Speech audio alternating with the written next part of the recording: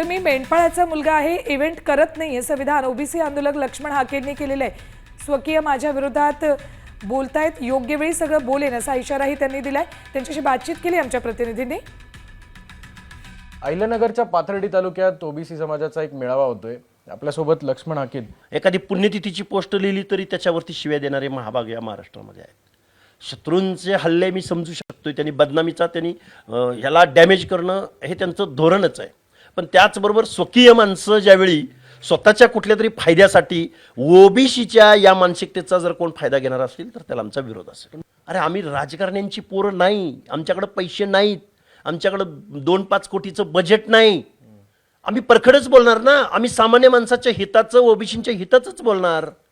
त्यामुळं कुणीही आम्हाला अंडर एस्टिमेट करायचं नाही. कारण आम्ही कुठल्या आमदार खासदाराची पोरं नाही, आम्ही कुठल्या इथल्या व्यवस्थेचा ओबीसी म्हणून लाभ घेतला नाही, हा आमचा गुन्हा आहे. अरे माझा जन्म 1980चा आहे. मी कसं काय कुणाबरोबर, माझी तुलना कशाबद्दल कुणाबद्दल बरोबर करताय? अरे मी सामान्य कुटुंबातला, मी सांगतोय ना, माझी कशाला तुलना करताय तुम्ही कुणाशी? त्यामुळं राजकारण ज्याचं त्याला लखलाप, आम्ही ओबीसीची लढाई लढणार.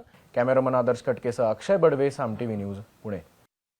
तर कुणाचंही नाव न घेता लक्ष्मण हाके जोरदार टीका करतायत आणि आपण ओबीसींसाठी लढत राहणार असं ते सांगतात.